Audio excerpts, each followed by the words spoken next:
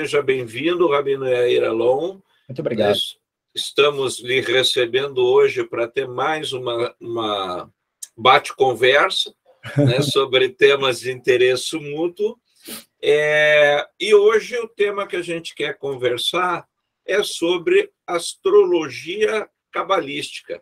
Opa. O termo correto é esse mesmo? É isso aí, astrologia cabalística.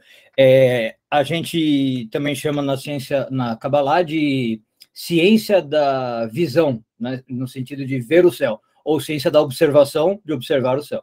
É isso aí. Olha que interessante. No geral, quando eu faço os cursos, né, que eu trabalho com o tema de astrologia, eu costumo dizer que a astrologia começa justamente com o calendário agrícola, que foi uma forma do ser humano entender melhor o universo que ele estava inserido e achar os dias fastos e nefastos para plantio, colheita, né? Uma forma de antever as situações e que só depois, né? Por exemplo, principalmente após aí do ponto de vista da astrologia ocidental, depois ali da Revolução Francesa, porque até então, aí a partir do momento do calendário agrícola começou a se fazer o oráculo dos reis, né? Então o rei é a terra é o rei. E aí após a Revolução Francesa que aparece o conceito de indivíduo. E daí você começa, então, vou fazer o mapa de uma pessoa. Isso. Até então você tinha o ei você, né? Ei rapaz. Perfeito, né? Exatamente isso. Aliás, não só isso, a própria religião era muito agrícola, né? No judaísmo isso é total, né? Então você tinha muitas festas marcadas pela época agrícola que você estava, o calendário gerando a isso, mesmo que você falasse, não, a astrologia é pagã ou idólatra, né? Como algumas vertentes judaicas falavam, as festas eram isso. Então é a festa ligada à colheita, então agora é a festa ligada ao plantio. A vida do indivíduo, ainda que não tivesse, como você falou, era regida pelos ciclos de colheita, perfeito. E, claro, ligada aos astros, ligada à época do ano, portanto, Sol, Lua e coisas desse tipo. Inclusive a Páscoa, né? A Páscoa, se eu não me engano, ela segue o calendário lunar, né? Porque é a primeira lua cheia a partir da entrada do Sol em Áries, né? Da primavera, não é isso? Exatamente, exatamente. Então você vê, eu tenho que saber quando é primavera, eu tenho que saber quando é Páscoa, então é a festa da colheita, né? Você tem livros como o livro de Ruth, que todo o pano de fundo ali é porque estavam na época da colheita, no campo, e é isso que permite que Ruth vá conhecer Boaz, Boaz chega no campo para supervisionar, né? Então você tem todo esse pano de fundo, aí você tinha as idas ao templo para fazer então a oferenda das primícias, né? É isso que movia a antiga Israel. Certo? E aí que dá a base da religião judaica. A própria contagem do Homer é uma data agrícola, né? Exato. O Homer era uma doação agrícola, né? Você tinha um punhado do seu campo que você doava para o templo, e isso é o Homer, que muita gente esquece, né? Perfeitamente. Pois é. E daí, assim, eu entendo particularmente nesse contexto, é até muito engraçado, porque eu moro aqui numa região que é uma região agrícola. E aí eu fui visitar uma cidade que é Corumbataí do Sul, e ela é uma cidade que eles vendem toda a produção de maracujá, é uma das maiores plantações do Brasil, para a Natura, que é um dos poucos fornecedores que a Natura validou para aquele projeto Ecos que eles têm, né? Então, eles compram toda a produção dessa cidade, e é uma cidade, assim, que tem 3.000 habitantes. E daí, um dia eu fui visitar essa cidade, fui visitar o colégio, e aí, nessa cidade, assim, eu percebi que estava quase totalmente deserto, assim. Eu falei, nossa, que estranho. E tinha sido o dia seguinte a uma geada negra, que é aquela geada que mata tudo, né? Aí, quando eu cheguei no colégio, eu perguntei, mas cadê o pessoal? Quantos habitantes tem aqui? O pessoal falou, 3.000. Hoje tem 1.200. Eu falei, e o resto? Falou, o resto foi para as cidades vizinhas, porque a geada matou tudo. Então, eles estão procurando trabalho onde tem.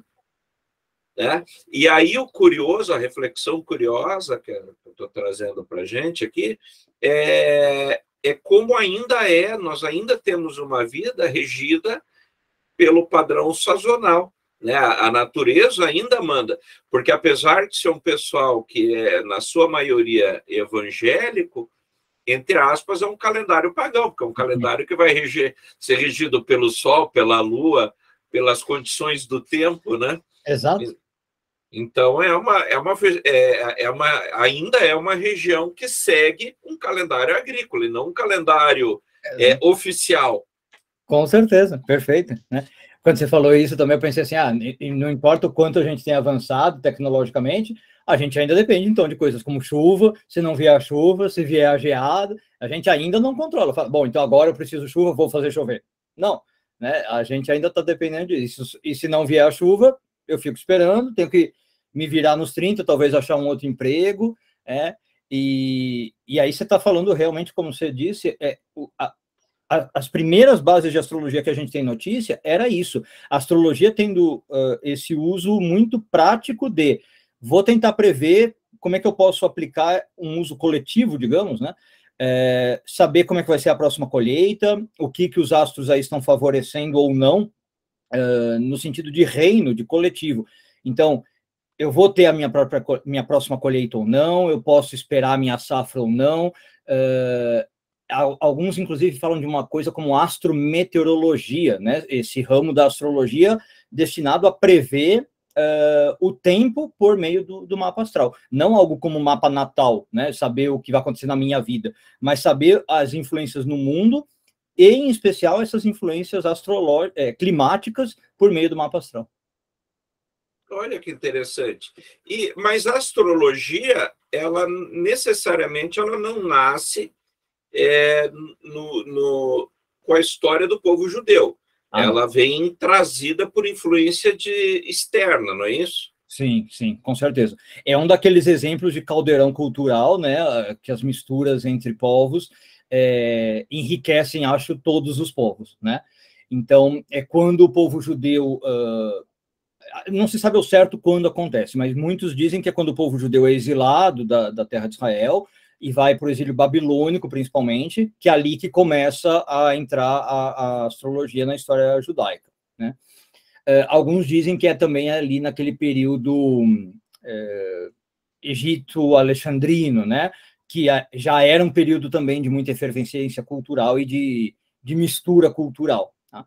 Então, é ali que o povo judeu começa a conhecer essa ciência, vamos chamar assim, e aí fala, bom, tem algo aqui interessante que a gente pode adaptar, começa a traduzir os textos, trazer para a sua cultura, e aí também, claro, ter as contribuições próprias, mas não seria algo que nasceu no povo judeu.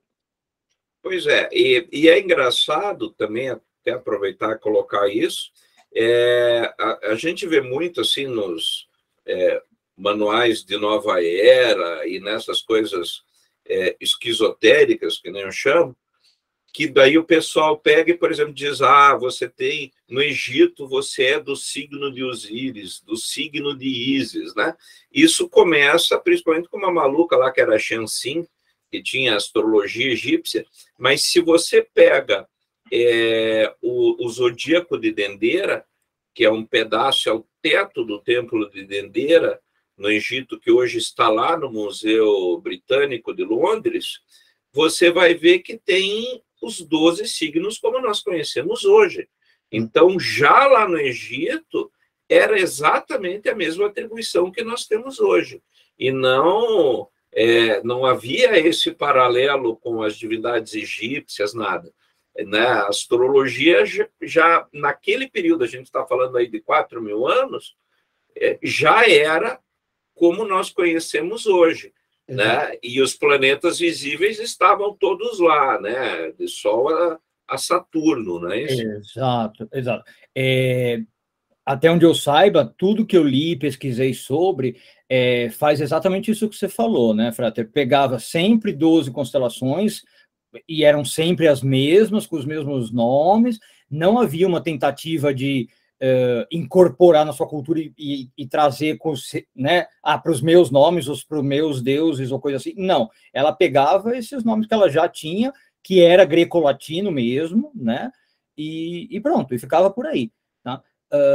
até aquela discussão que vocês já devem ter ouvido falar assim, então tem um 13º signo, que é o Ofiuco, assim. Não, também isso é besteira, nunca teve essa questão do 13º signo, isso é para vender clickbait na internet, né?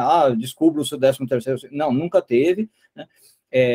Essa coisa de 12 signos já está estabelecida há muito tempo, eu diria tranquilamente há 5.000, 6.000 anos, talvez mais que isso, né?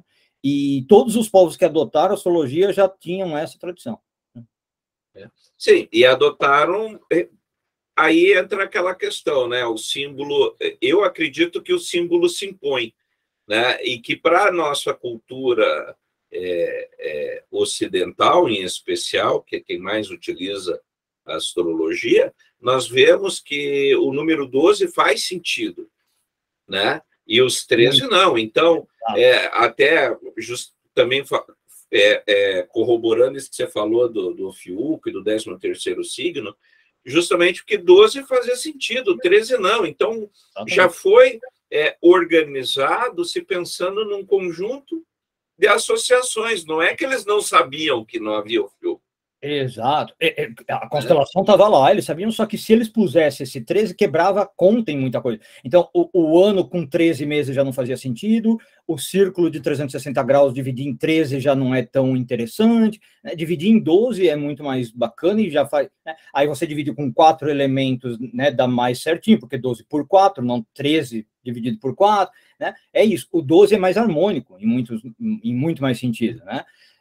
Então, assim, é isso. O 12 era visto como mais interessante. E é o que você falou, estamos trabalhando com um símbolo, né? Então, essa questão. 13 não encaixa no esquema, 12 encaixa. É basicamente porque isso. Apesar da gente ter os 13 meses, daria os meses lunares, não é isso? Isso. Só que aí, de todo jeito, quebra todo o resto. Exato. Então, eu mantenho 13 porque é lunar, mas aí, quando divide o círculo, né? E também é legal porque tem aquela história do Erastóstenes, acho que é isso, que fez divisão do círculo por 360, né?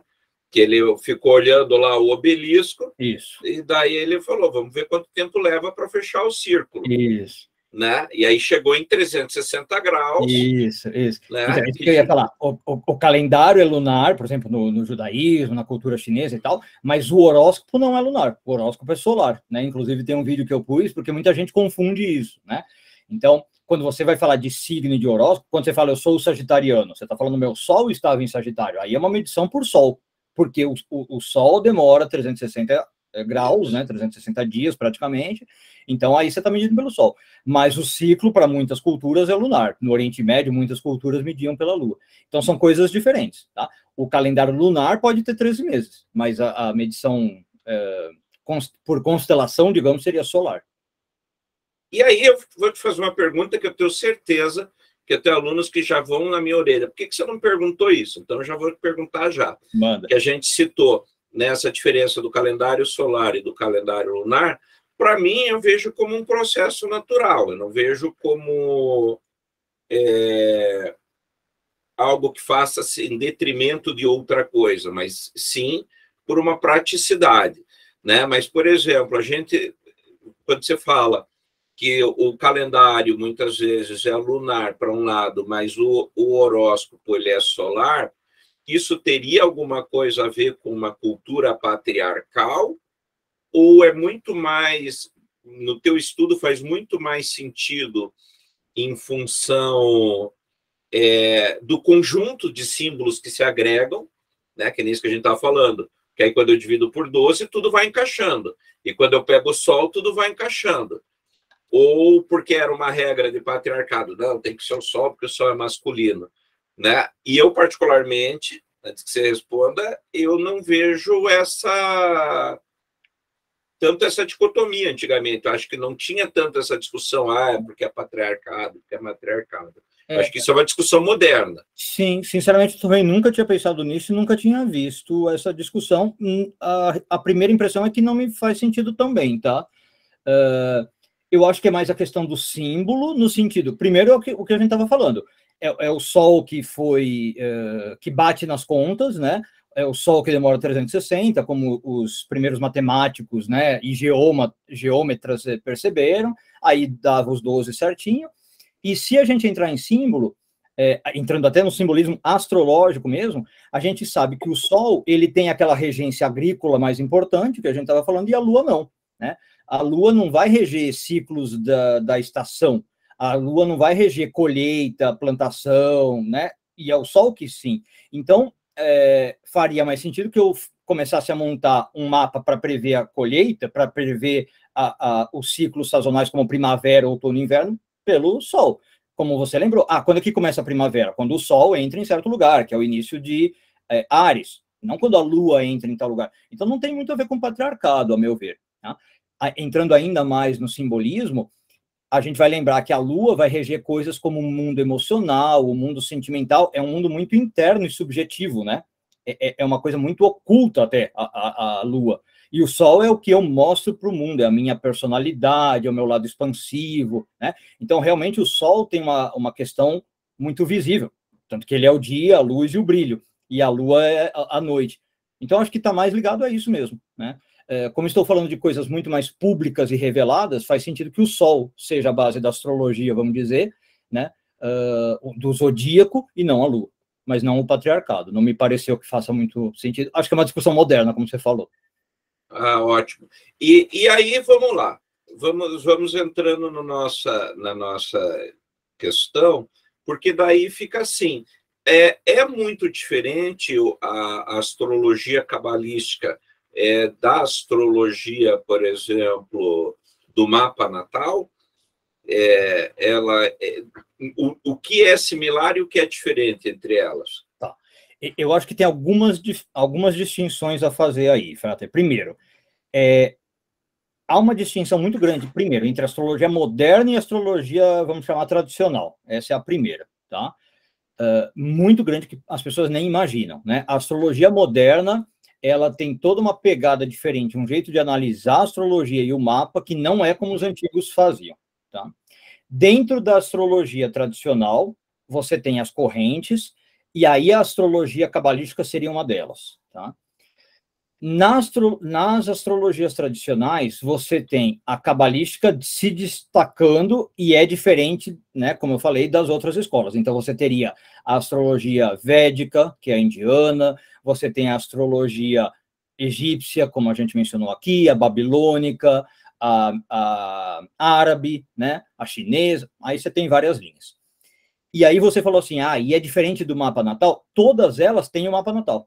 Tem o seu jeito de ler o mapa natal, e existem vários outros tipos de mapa, né? Então, você tem como fazer um mapa de previsões ou de tendências, né? Você tem como fazer... Bom, tem pelo menos 15 tipos de mapa, a gente pode falar disso, né? Em cada uma delas. E sempre vai ter uma diferença muito grande, sim, entre elas, tá? O que você tem de similar? Eu diria que a base é muito similar. É como falar assim, vamos fazer um paralelo. O que tem de similar, vamos falar, entre português, francês, italiano, espanhol e inglês? O alfabeto é similar, né? Todos usam de A a Z, são as mesmas letras, a mesma origem e tal. A sonoridade, às vezes, da letra vai parecer, mas para por aí. O que isso significa? Todo mundo está usando, como a gente falou, os 12 signos, né, de Áries a Peixes, todo mundo está usando de Sol a Saturno, na tradicional, né? Não se usa Urano, Netuno, Plutão, é por aí. E todo mundo está usando os mesmos aspectos. O que chama aspectos? Os ângulos entre os planetas. Quadratura, conjunção, oposição, trígono. Agora, daí para frente, praticamente cada um tem um jeito de trabalhar, um jeito de dispor isso no mapa e de interpretar as questões. Aí realmente vai começar as diferenças entre as diferentes escolas. Ótimo. Então, e aí isso tocou num ponto que justamente me interessa. Por exemplo, eu calculo que, na realidade, na astrologia tradicional, não há tanto preciosismo com relação a graus, né? Então, por exemplo, hoje a astrologia moderna quer fazer uma exatidão imensa e colocar, não, se eu já venho 2 graus para cá, 3 graus para lá, e por cálculos, né, de efemérides por computador, etc. Só que eu entendo que antigamente o pessoal olhava para o céu, não se tinha uma conta tão certeira, e daí, até porque se a gente pega, por exemplo, o Sol, eu sou de 5 de março, então eu sou já do segundo decanato, porque daí o Sol já andou os primeiros 10 dias e mais 5 para frente, né? Então, de cabeça, eu já consigo calcular que o meu Sol vai estar ali de 14 a 16 graus. Exato. Né? Então, eu acho que numa astrologia tradicional vai estar muito mais dentro desse contexto do que uma exatidão extrema. E que aí os aspectos a serem considerados vão ser os grandes aspectos, né? Que é conjunção, oposição, quadratura, trígonos, né? Isso. Agora, quando chega quincúncio, semiquincúncio, daí acho que já nem... Não, isso nem existe. Isso é as esquizoterices que você fala aí, né? Não tem. E a rigor é isso mesmo, tá, Frate? A maioria das técnicas, vamos chamar assim, ou dos conceitos de astrologia tradicional, eles não dependem de uma exatidão. Você pode fazer de um modo meio grosseirão, né? Como você falou, o decanato, os aspectos. A rigor, os aspectos, não sei se você já ouviu falar disso, você nem precisa olhar, depende, é o que eu falei, vai depender da escola, tá? Grau, você via aspecto por signo, é uma coisa muito interessante. Então, por exemplo, se você tiver qualquer planeta em Áries e qualquer planeta em Libra, em qualquer grau, ele já é oposição, né? Mas não tem orbe, né? A chamada orbe, não tem que estar em 27 de Áries e aí 3 graus de orbe, não, qualquer coisa. Você pode ter um planeta, olha que louco, em 2 graus de Áries e 28 graus de Libra, é oposição. Depende da escola, né? Então, é o que se chama aspecto por planeta, desculpe, por signo, não por grau, tá? A mesma coisa a quadratura. Se eu for olhar, por exemplo, Áries e Câncer, eu já vou ter uma quadratura, ou Áries e Capricórnio. Isso, exatamente, já é quadratura, e não importa o grau. Então, você vê como é o que você falou, grosseiro, eu não preciso saber exatamente que grau está. Tá? Agora, tem uns que vão trabalhar com orbe, tudo bem, mas também as orbes eram muito mais largas e permissivas do que hoje, né? Você talvez vai pensar, não, mas eu tenho que falar de, né, tal grau e meio. Agora, isso em geral, tá? Tem algumas técnicas que surgem, sim, na astrologia tradicional, só que ainda assim eu diria que é uma tradicional já mais avançada, por exemplo, na Idade Média, quando começam a surgir alguns graus de precisão, por exemplo, com a influência do astrolábio, que já era aqueles graus de poder observar com mais precisão, que exigem aí os graus mais exatos. São técnicas de previsão que, por exemplo, existe uma técnica que chama direções primárias, que é para você montar basicamente um mapa de previsão, saber o que vai acontecer em cada ano de vida da pessoa, com 1 ano, 2 anos, 3 anos e tal. Ali, 1 grau pode mudar drasticamente, porque você usa arcos solares, graus pitagóricos e radianos. Então, assim, para quem lembra de matemática, né? Você trabalha com expoentes. Então, se 1 grau alterar a posição do planeta, isso pode refletir em 30, 40 anos de vida da pessoa. Então, em vez de eu falar que você vai casar com 20 anos, pode ser que você vai casar com 50, sabe? Aí começa a dar umas distorções grandes. Mas, em geral, é raro, tá?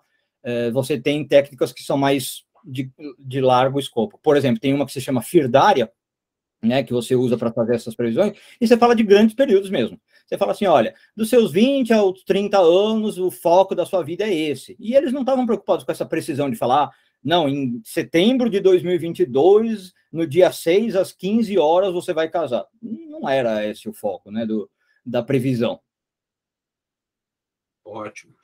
Justamente a minha grande preocupação é a gente entender essas diferenças entre um e outro, né? Porque são temas, são estudos paralelos e as pessoas tendem a achar que é tudo igual. Né? Eu, particularmente, sou mais adepto justamente da astrologia clássica. Né? Até porque eu entendo que, por exemplo, os planetas, isso é a minha visão, os planetas exteriores, né, transsaturninos, eles já vão se referir muito mais à sua relação com o mundo, né? Do que necessariamente com você. E quando você está fazendo um mapa para si, eu acho que eles não vão, na clássica, ter toda essa importância, né? É exatamente essa visão que a gente tem. Por quê? Porque eles são tão lentos, né? Então, eu não lembro exatamente de cabeça que a gente não usa, mas, por exemplo, eu acho que o Urano demora 80 anos para dar uma volta. Então, durante o tempo de vida médio de uma pessoa, em 80 anos ele não faz, né, não faz nada na sua vida. Não dá tempo de ele fazer Ele nada. vai ser geracional, ele vai falar para toda a geração. Ele vai afetar um país, talvez, como você falou, coletivamente. Se eu for olhar o mapa do Brasil, talvez, né? Aí, talvez não, aí sim vai afetar alguma coisa. Eu posso ver, olha, na fundação do Brasil, quando o Marechal Deodoro declarou a independência, a república, tudo bem, aconteceu alguma coisa, mas na minha vida, dificilmente o Urano vai fazer alguma coisa, né? Então, essa é a ideia, eles são geracionais. Agora, a meu ver, tem várias diferenças, né, entre a moderna e a tradicional. Uma das coisas que, para mim, destaca muito é o que eu chamo de psicologização da astrologia, né? A moderna, ela tende a ler muito o mapa em termos de psicologia, né? Então, tudo no mapa é visto como uma faceta da sua mente, da sua psique, e tentar entender como é que você vê o mundo, né? Então, por exemplo, vou dar um exemplo, vai. A casa 11, a gente na Cabala nem usa muito casa, mas vamos pegar um exemplo.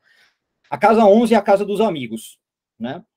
Se você vai num astrólogo moderno e ele vai lá olhar a sua casa 11, ele vai falar algo do tipo assim, olha, você é uma pessoa que se relaciona, vai ver como você se relaciona com os amigos, né? E aí vamos supor que você tem um signo lá associado, sei lá, Gêmeos, né? E você, então, é uma pessoa extrovertida, social, comunicativa, que fala bem, que se relaciona bem, e vai dar o seu aspecto social, como você psicologizar, né, o seu aspecto social. Num mapa tradicional, vai falar o quê? Não, como são os seus amigos na sua vida. E vai descrever os amigos que você tem na vida. Vai falar se você tem poucos amigos ou muitos amigos. Vai falar se você tem amigos que te traem ou que não te traem. Se você tem amigos influentes ou não, poderosos ou não. Às vezes dá a descrição física dos seus amigos. Você tem tendência a ter amigos mais homens, mais mulheres, mais gordos, baixos, ricos, pobres, né? Então, a astrologia tradicional, ela, digamos, ela não está preocupada com psique, aliás, porque não tinha psicologia, né? Freud é que vai inventar psicologia. Você tem coisas como fatos concretos. Ela é mais, assim, categórica, ela está preocupada em realmente descrever a sua vida fisicamente. Então, muitas vezes, o pessoal costuma até falar assim, nossa, mas a astrologia tradicional, ela é, como chama, fatídica, né? Fatalista. Fatalista, essa é a palavra, né? Dá medo fazer um mapa assim, porque ela fala, você vai ficar doente, ou você tem problema com o seu pai, né? Coisa assim. E a astrologia moderna, ela meio que doura a pílula, né? Não, você tem uma alma bonita, se você desejar coisas boas, vão vir coisas boas. E realmente acontece um pouco isso, né? A astrologia tradicional ela não tem medo de falar que tem coisas ruins na sua vida e que tem áreas negativas e certas coisas ruins podem acontecer. E que tem coisas que você tem que cuidar. Exato, sempre. O foco é esse, só que às vezes as pessoas assustam, né? Que você fala de coisas assim muito negativas, né? Mas o interesse é isso, que você saiba para que você possa mudar, para que você possa cuidar. E é engraçado, isso, né? Eu trabalho lá com o Tarô, a gente até estava discutindo isso outro dia por fora aí das entrevistas, né? E na realidade, assim, por exemplo, o Crowley, ele coloca todos os 5 do tarô de cabeça para baixo, né? Lá tendo a ver com o Geburá e tal, mas falando das nossas inseguranças, medos e tudo mais. E quando ele tem aquele simbolismo básico, né? O pentagrama para cima é o homem dominando os 4 elementos, né? De cabeça para baixo, dominado pelos 4 elementos. E na realidade, assim, um pouco mais, entre aspas, fatalista, mas eu entendo como real, e eu dou o exemplo disso para os meus alunos, é que ele diz assim, o ser humano, sempre que ele pode fazer alguma coisa, no geral, ele vai escolher o errado, né?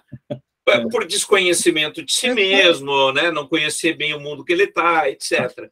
E o exemplo que eu dou é fácil. Então, você está concorrendo a um cargo de gerência, por exemplo, na tua empresa, né? Aí tem você e mais uma pessoa para escolher a vaga. E o diretor diz, olha, né? Eu preciso escolher um de vocês. Ninguém em sã consciência vai dizer, olha, eu vou dar para fulano, porque eu sou solteiro, eu não preciso.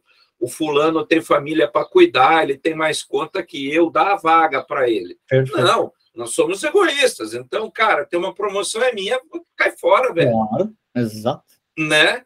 Então, não adianta você, como você falou, né, psicologizar tudo e dizer que tudo são flores, quando, no fundo, por excelência, o ser humano acaba agindo de forma mesquinha, egoísta, né?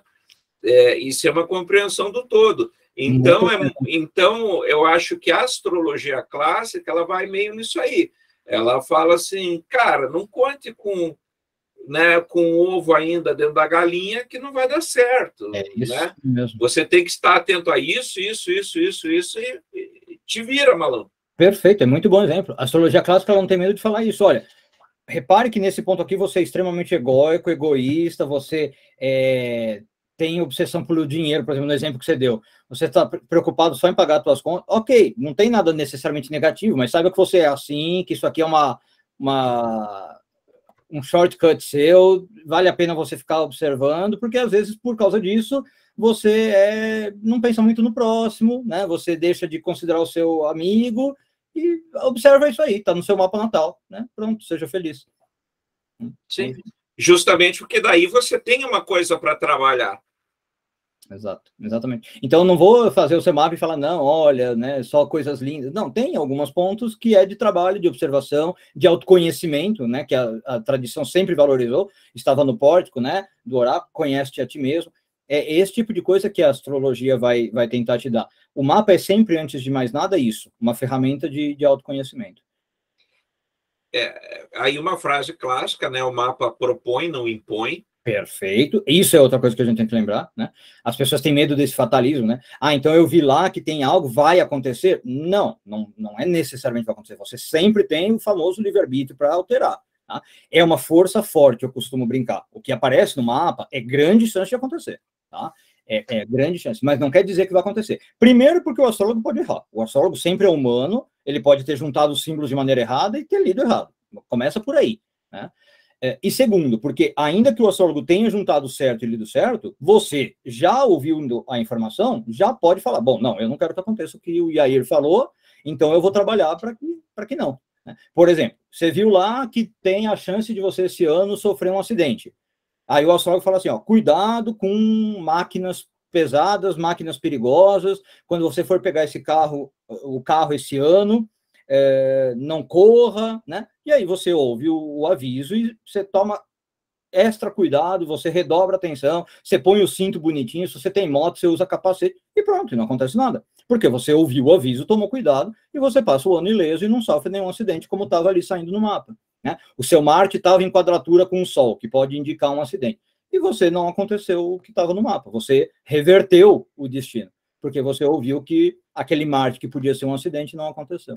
Sim, eu tenho, né, de novo, eu gosto de dar alguns exemplos, porque isso ajuda o pessoal a compreender melhor, às vezes, o que a gente fala. Porque, às vezes, as pessoas tendem a ir muito de efeito pêndulo, né, ou vai para um lado, ou vai para o outro, né, as pessoas esquecem o discernimento.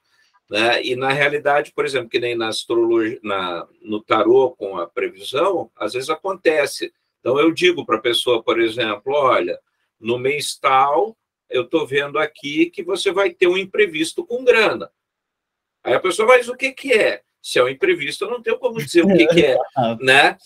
Por definição. Então, isso pode ser que, de repente, vão roubar teu carro, você vai bater o carro, ou, de repente, vai ser cobrado uma conta que você esqueceu de pagar lá atrás, né? E, por ser um imprevisto e gerar um prejuízo, sempre vai ser um dinheiro difícil de gastar. Então, por mais que você se prepare, se eu tenho uma conta, sei lá, de 5 mil mensais e vem uma de 10, por mais que eu esteja calçado, não vai ser legal pagar. Ninguém quer pagar mais, né? Exato.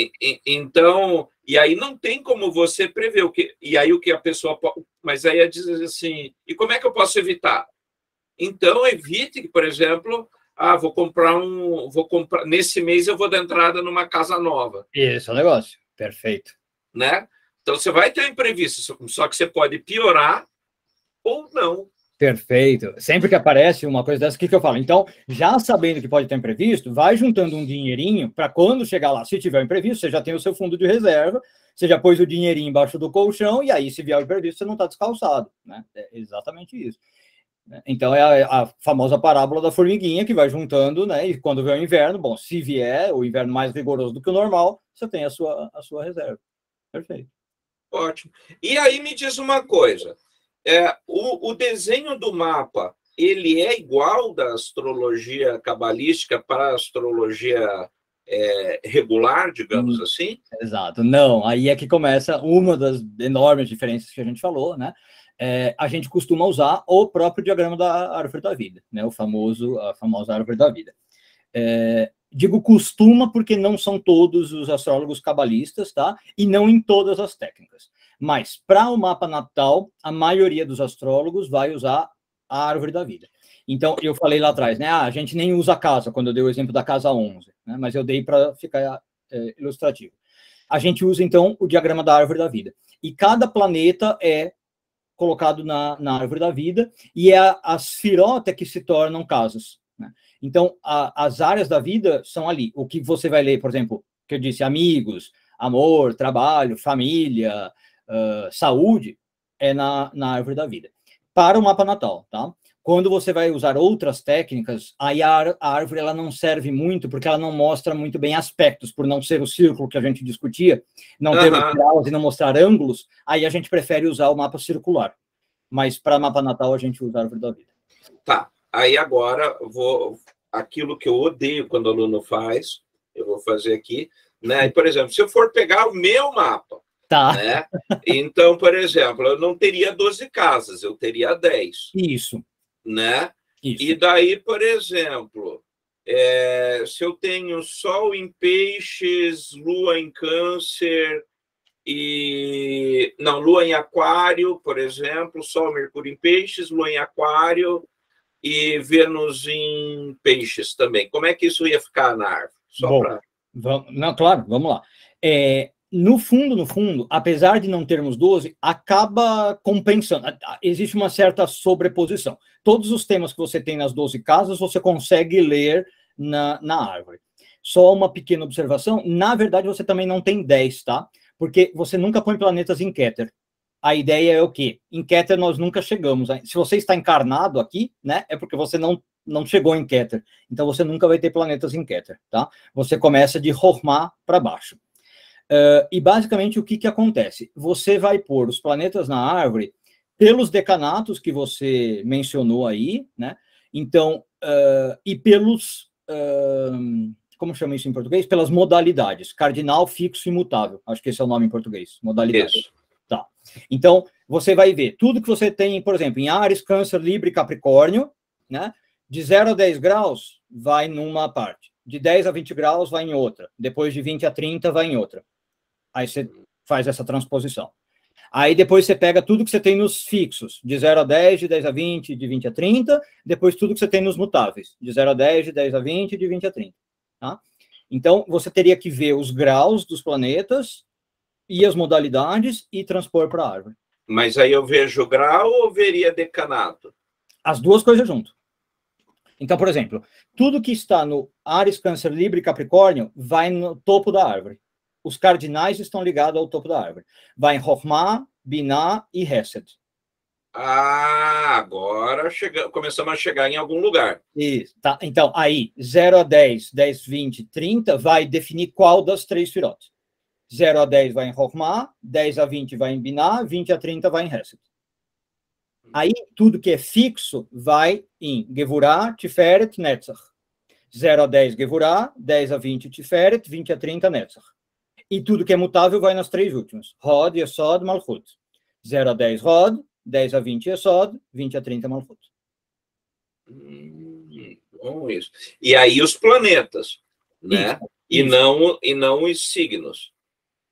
Os signos acaba sendo isso. Porque, por exemplo, se você tem algo 0 a 10 de Áries, é cardinal. Então, vamos supor, você tem Sol em 5 de Áries. Então, cardinal, 5 graus, vai em Chokhmah.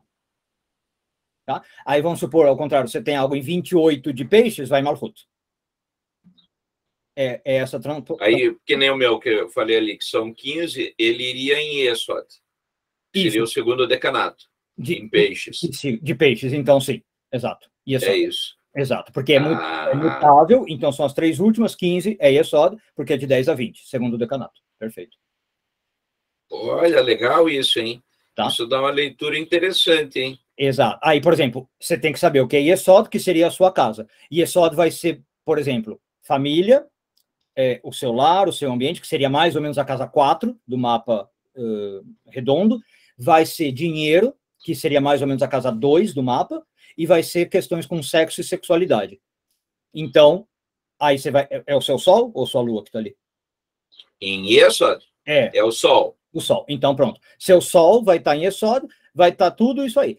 Família, sexo e dinheiro em Yesod. E você faz toda essa leitura do sol em Yesod. Olha que interessante. E aí já muda horrores da astrologia, digamos, que nós conhecemos como ocidental. Isso. Porque, na realidade, na astrologia ocidental, dinheiro é casa 2, família é casa 4 e sexualidade casa 8. Isso. Exato. Você vê como as 3 juntaram, e é só que eu te falei, tem uma sobreposição. Apesar de você não ter 12 casos, você juntou 3 casos já, por exemplo, em Yesod. Aí, por que muda também outras coisas, né?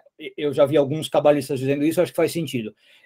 Você pode entender, talvez, o mapa redondo, e eu acho que faz realmente um sentido, como um mapa mais do físico, como a gente estava falando, do que vai te acontecer na vida, dos fatos pragmáticos. O mapa da árvore é mais como se fosse o mapa da alma. Tá? Então, você tem uma sutilização, digamos, em relação ao mapa redondo, que é um mapa mais físico. Olha que interessante. Fala um pouquinho mais disso do mapa da alma, por favor. Tá.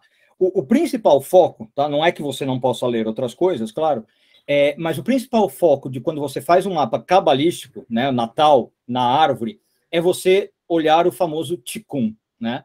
Que bom, é uma palavra difícil de conceituar, mas a tradução é a correção, né? Saber o que a pessoa veio trabalhar nessa vida, a missão de vida dela, digamos assim. É a sua Frater deu a reconstituição ou reparação, né? Exatamente. O que você veio reparar na sua alma em especial e cosmicamente, como um todo, né? Como parte do todo. Tá? Então, isso, para Kabbalah, é algo essencialmente da alma, não é no físico. Tá? Por isso que a gente usa o mapa da árvore da vida, e não na mandala, né, circular. Tá? Então, é aí que acho que dá para explicar essa diferença. Tá? Não faz sentido, por exemplo, eu dizer que veio na casa 2 do dinheiro. Tá? Ali seria talvez o palco físico onde isso vai se manifestar. Ok, mas é algo da sua alma. E aí, como tal, a gente usa o mapa da árvore da vida. Então, é nesse sentido que a gente pensa que o mapa da árvore da vida é um mapa mais de alma do que mapa de físico. Tá? Ele está vendo, por exemplo, a questão de reencarnação, que para Kabbalah também é tão importante.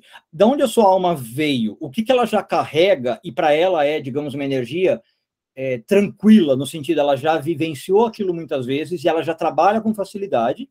E quais são energias que, pelo contrário, para ela é nova, ela nunca vivenciou aquilo na Terra e ela precisa começar a vivenciar, ela precisa começar a trabalhar, porque para ela é uma falta. Na visão da Kabbalah, o mapa redondo não vai mostrar isso, né? Eu preciso ver isso na árvore da vida. Qual é a bagagem que ela já tem, porque ela já é experiente, e qual é a bagagem nova? Por exemplo, uma Sfirá que seja vazia no mapa, quando eu monto, não tem nenhum planeta lá, é uma área que a pessoa pode ser inexperiente, que a pessoa não sabe muito como trabalhar aquilo.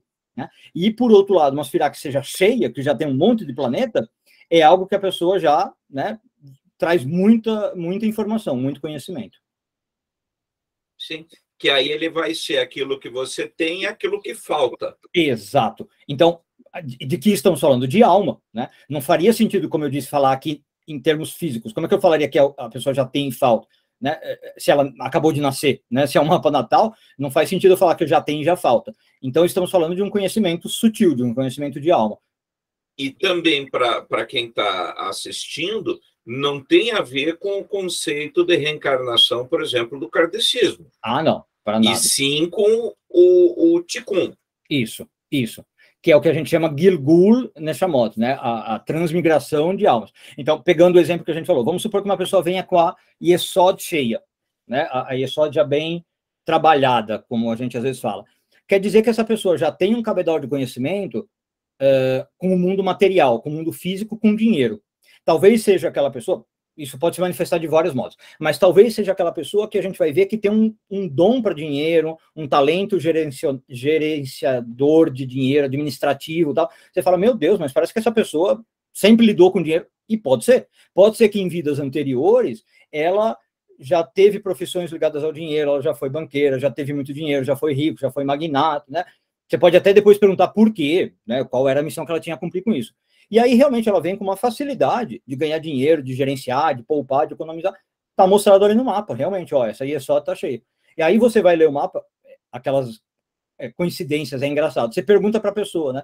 Você tem problema com dinheiro? Você sabe lidar com dinheiro? A pessoa corrobora o que está no mapa, óbvio, né? Não, nunca tive, eu sei lidar muito bem, eu ganho dinheiro fácil, eu tenho boa sorte com dinheiro. É o que o mapa está mostrando. E aí, no geral, o emocional é tudo ferrado. Exato. Aí você vai lá para Hesed, por exemplo, que é a que vai reger o amor, né? Tá barrada, tá vazia, ela não sabe, tá? É aquele velho ditado, sorte no, como é? Sorte no negócio. Sorte no amor, azar no jogo. Exato, vai virando, né? Sorte em um, azar no outro. Isso é muito cabalístico. Por quê? Porque a pessoa em vidas passadas dedicou muito numa área, ela veio várias vidas trabalhando numa e outra área ficou em detrimento, né? Então é aquele velho caso também, pessoas que são muito inteligentes numa idade precoce, né? Se formaram bem, já às vezes têm mestrado, doutorado, se destacam na carreira, em geral, claro, não é via de regra, mas em geral, são infelizes no amor, né? Por quê? Claro, para você se destacar muito na carreira, estudar bem e ganhar o seu diploma e tal, você se dedicou, você perdeu, às vezes, horas que você podia estar se dedicando para uma vida social, para ir numa balada, num barzinho, socializar, conhecer uma pessoa, às vezes você é mais travado nesse ambiente.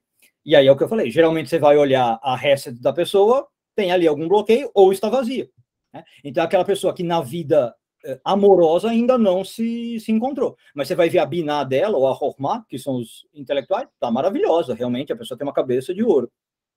Então, e aí tem algumas coisas aí. Primeiro, que em algumas correntes de astrologia se diz que casa vazia são coisas que necessariamente você não precisa viver. Tá. Né? Necessariamente você não vai morrer se você não casar nessa vida, por exemplo, né? Não é um troço assim imprescindível. Uhum. Até porque, como você falou, então, se a gente pensa em termos de livre-arbítrio, então, quando eu opto, por exemplo, por desenvolver a vida acadêmica, fazer um doutorado, isso tem um preço. Sim. Né? Você tem que... E é um investimento. E aí acho que onde vem o sofrimento do ser humano é que a gente quer ter tudo. Isso. Até porque a gente aprende. Uma pessoa de sucesso tem que ter família, tem que ter filhos, tem que ter o seu apartamento. Aí você fala, mas eu só quero ser um cientista, né? Eu só quero ser um acadêmico, né? Perfeito. E daí a pessoa entra naquele conflito, né? Poxa, eu tenho que saciar o desejo da minha família, de ter uma família, e às vezes isso nem está no seu mapa. Exato. E aí, de novo, a gente volta naquela questão do autoconhecimento, né? Qual é a abordagem prática da Kabbalah? Ver uma esfirá vazia, eu e os cabalistas astrólogos vão perguntar o seguinte, esta esfirá é vazia. Como você lida com esse desejo? É algo que te incomoda? Aqui está mostrando que você está com essa área não resolvida por algum motivo, tal. Você sofre por não ter alguém? Você sofre por não estar casado, não ter tal. A pessoa às vezes fala, não me incomoda, como você disse, eu estou feliz na minha carreira, não me preocupa, ok. Agora, se a pessoa fala, sofro, eu queria alguém e não encontro, eu não me dou bem, papapá. Bom, aí temos um problema, porque a pessoa quer, e para Kabbalah o desejo é uma das coisas mais importantes na vida de alguém, é o que define o ser humano, e aí a pessoa fala, eu quero e não consigo. Bom, aí precisamos fazer alguma coisa. Como você falou da pessoa que você fala, tem uma perda financeira e como eu faço para resolver? Essa é a grande questão. Porque também só jogar informação para a pessoa e não dar a resposta é quase que sacanagem, eu vejo, né? Ela veio fazer o mapa e você não fala como resolve, né? Então, aí temos um problema. Vamos ver o que eu posso, então, fazer. Você veio procurar o mapa indica que é uma coisa que talvez está te incomodando, talvez, repito, porque não há certo ou errado, e você colocou isso muito bem, Frater. Não quer dizer que porque está vazio você precisa disso, é uma questão de gosto, se você quer ou não. Se você quer, como é que a gente resolve? Se você falar que está bem com essa situação, bola para frente. Sim. Agora, se você quer, vamos resolver. E porque você pode ter essas duas características, né? O vazio pode ser, como o estômago vazio, algo que te dá uma fome, um incômodo. Exato. Ou pode ser algo que para você passa em brancas nuvens. Isso. Que a gente falou, pode ser num sistema reencarnatório, né, de alma, porque você realmente não está preocupado com aquilo nessa encarnação e você veio focar em outras coisas. Você está realmente... não é uma missão da sua vida. Você veio agora para trabalhar em outros aspectos. Você veio para desenvolver o intelecto, você veio para trabalhar em outra coisa, certo? Então, aquilo não é uma preocupação. Eu só sempre, assim, já macaco velho da profissão, o que eu às vezes olho se não é uma fuga da pessoa, sabe? Às vezes a pessoa fala que não está preocupada com aquilo e está focando em outra coisa porque aquela área já está tão dolorida para ela, né? E ela, da boca para fora, fala, não, eu não me preocupo. Eu não quero mexer no vespeiro. Exato. Ah, não, eu sou feliz no trabalho. Ela está sublimando, né? Ela já foi tão dolorida no amor que ela... Mas isso é raro. Em geral, realmente a pessoa é sincera. Ela já veio para você, ela não vai ter por que mentir, né? Ela está querendo resolver a vida dela. Mas às vezes eu dou uma testada, sabe? Só para ver se a pessoa não está fugindo.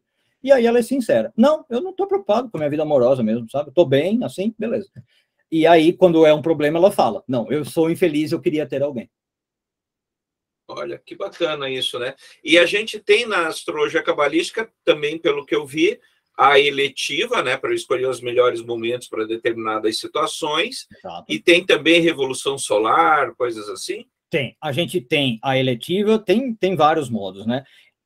Para você fazer as previsões, é uma das áreas mais tabu da astrologia cabalística, pela famosa proibição bíblica, né, de não prever futuro, de não fazer adivinhações.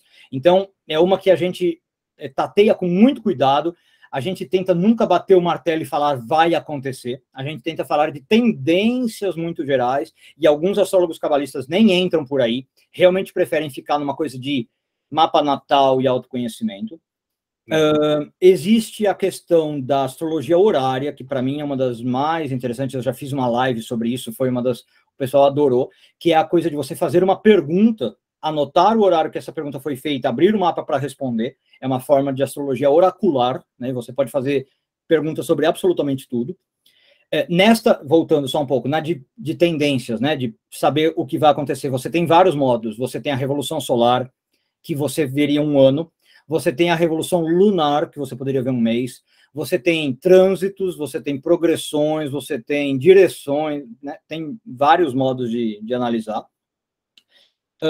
Depois você tem, por exemplo, astrologia médica, você tem astrologia forense para tentar resolver um crime, né?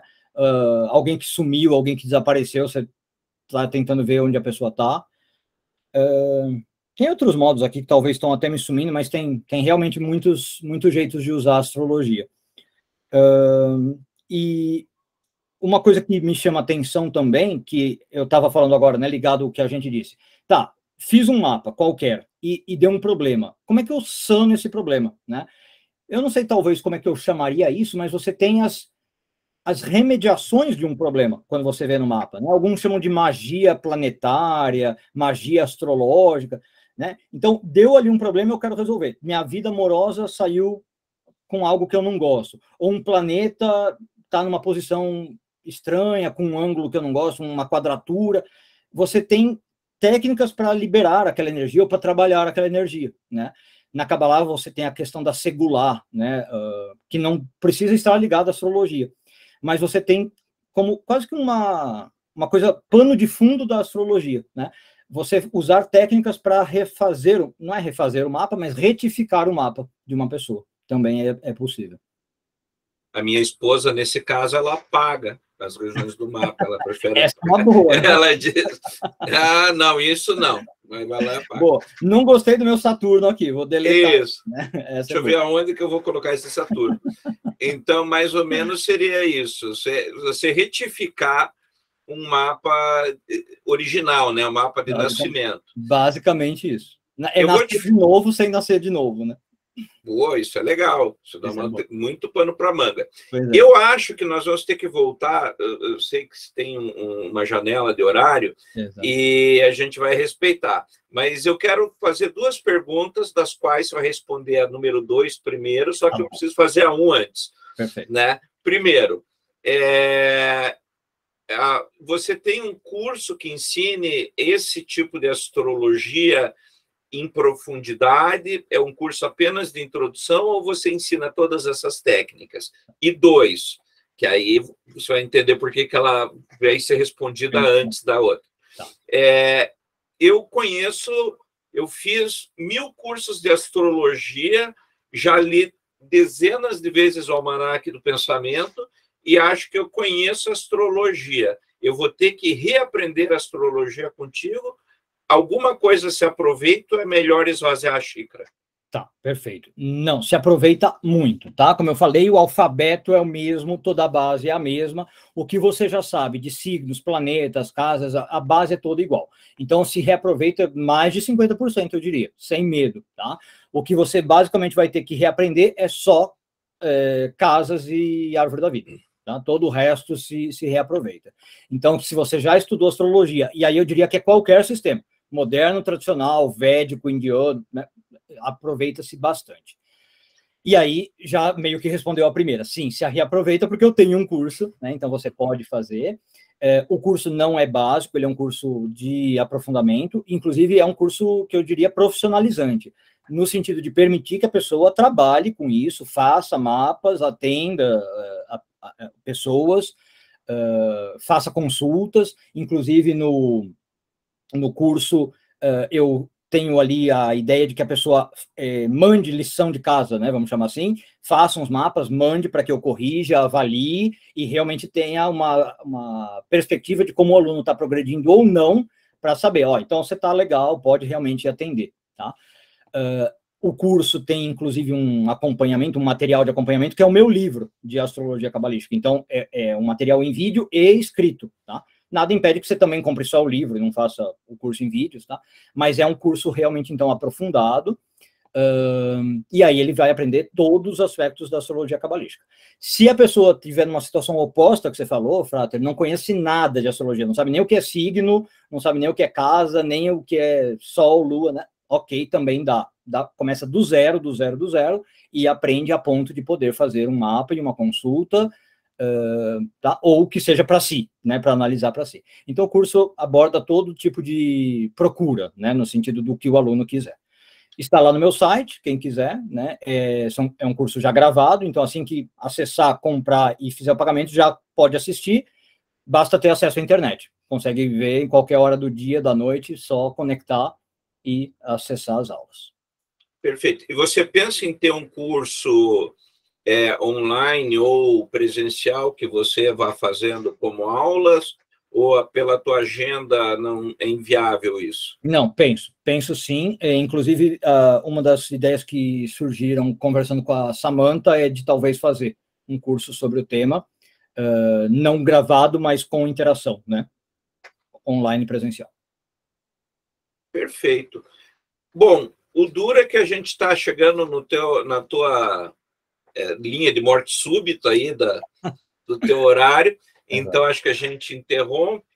E eu sugiro que a gente volte mais adiante com esse tema, porque eu tenho certeza que já vai suscitar uma série de questões para o pessoal saber e que vão mandar ali nos comentários. Aliás, já fica o pedido para quem quiser comentar e fazer perguntas, que daí a gente faz uma segunda respondendo as interações que vocês fizerem com essa conversa. E aí eu queria te convidar para fazer tuas considerações finais, então, a respeito do tema e da conversa. Perfeito. Bom, a primeira, talvez conte comigo para a segunda parte, principalmente se o pessoal realmente der essa movimentação e quiser saber mais e surgirem perguntas. Segunda consideração, quem ainda não conhece astrologia por algum motivo, seja por preconceito, por preguiça, conheça, pessoal, é uma coisa linda, é uma coisa muito bacana de estudar, expande a mente de um jeito maravilhoso, é um universo riquíssimo, de um simbolismo maravilhoso, sinceramente é uma das áreas dentro da Kabbalah, né, de todas as áreas que a Kabbalah tem, uma das mais lindas e das mais fascinantes, é uma área que muda a vida da pessoa em todos os sentidos, né?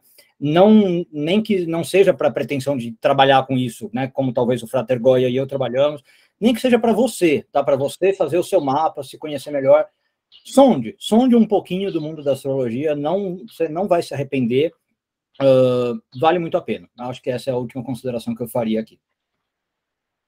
Perfeito. Então, mais uma vez, eu só tenho a agradecer aí a tua participação. Eu que agradeço. E as pessoas têm gostado bastante dessas conversas.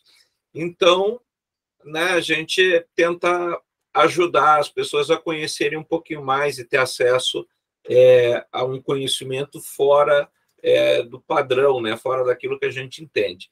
Então, mais uma vez, eu vou te liberar e agradecer a tua presença. E é isso aí. Obrigado, Frater Goya. A gente se encontra e obrigado a todos que estão acompanhando aí a minha participação. Um beijo grande a todos.